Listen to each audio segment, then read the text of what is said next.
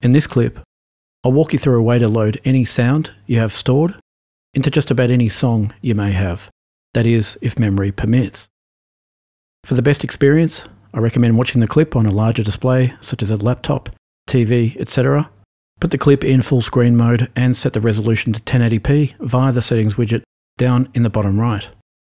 If you learn something new, subscribe, like, and stay informed of upcoming quick tips by enabling the bell. And for those of you on Instagram, drop by for a look at Tonelab.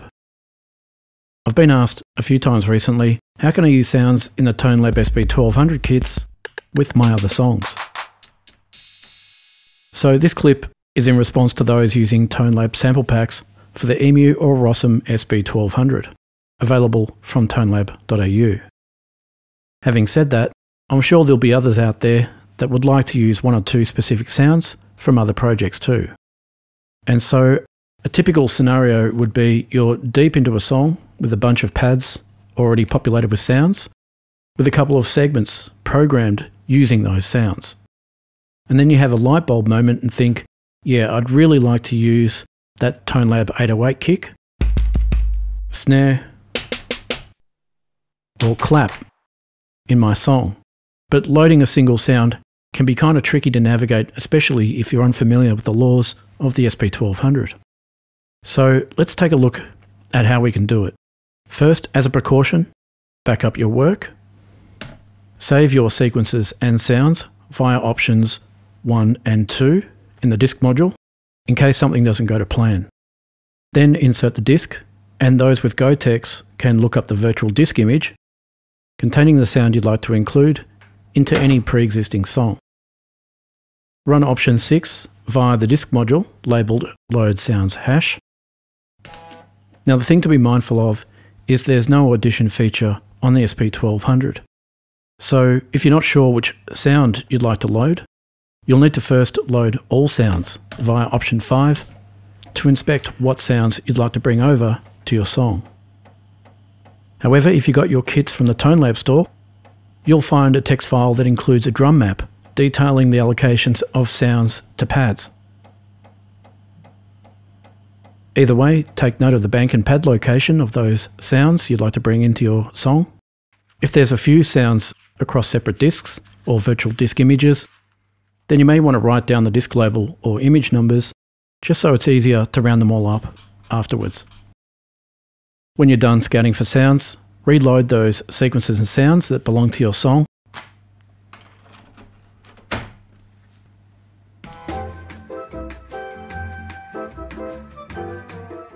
And now cross-check each pad in your list to see whether or not they conflict with any of those currently in your song.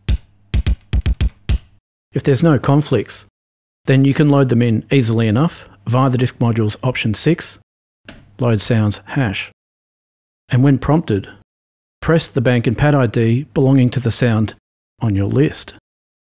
However, if there's conflicting sounds, meaning you've got a sound in memory that shares the same bank and pad location of the sound you're trying to load, then you can relocate that sound in memory to an empty pad location by using the copy function, which is in the setup module's special menu, option 23, and scroll till you find copy sound at option 17.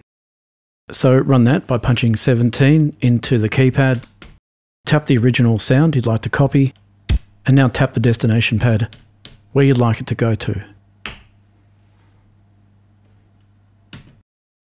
Now with the relocated sound at a safe distance away from the others at D8, you could load a sound directly from disk into its former position.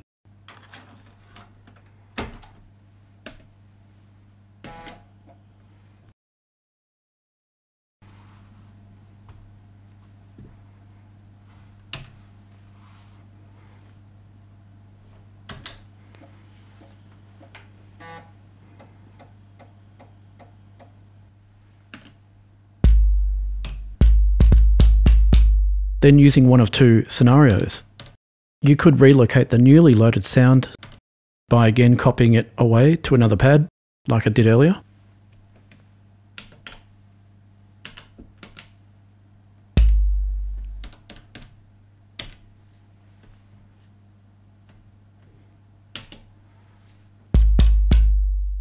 then returning the previous sound back to its former bank and pad location, again by using the special menu's copy function.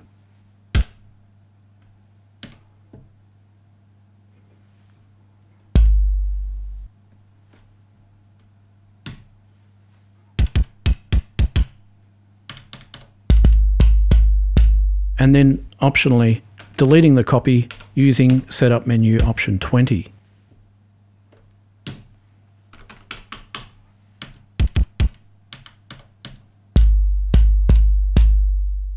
Alternatively, you could leave the copy at its new destination and use the special menu's Swap Sounds function at option 18, which is a function that substitutes recorded taps or triggers in your segment to another pad of your choice. And that can come in handy because triggers or taps that you record into a segment are specific to the bank and pad location rather than the physical sound itself. If you've only recorded one or two segments, then swap sounds might be an approach worth considering. But if you've got 3 or more segments, then that'll require quite a few keystrokes, in which case it might be quicker to just return the copy to its original bank and pad location by again using the copy function to shift or shuffle sounds around from pad to pad. But before returning your sound to its original pad, you'll probably want to relocate the newly loaded sound elsewhere. Either way, repeat that process as often as you need or as often as memory permits. And for those concerned about memory, copies of your sound don't take up additional memory as they're linked back to the original. That is, until you delete the original, and from that point, they reside at the newly designated bank and pad location.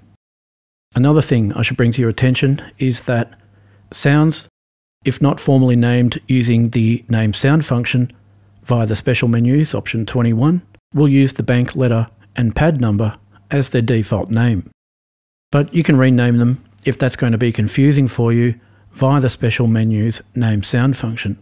So use this tip to shift or shuffle sounds around and experiment with bringing in sounds from other disks, virtual images, folders, or whatever storage you're using. There's also a way to load up the same sound twice, which is handy if you need to create 2 physical copies of the exact same sound that you can edit independently of each other. I'll leave the link for that quick tip in the description below. And if you're interested in these ready-made kits for your SP1200 or MPC, then check out the Tonelab sample pack store via tonelab.au. There's short videos on each of them, so check those out via the link in the description below.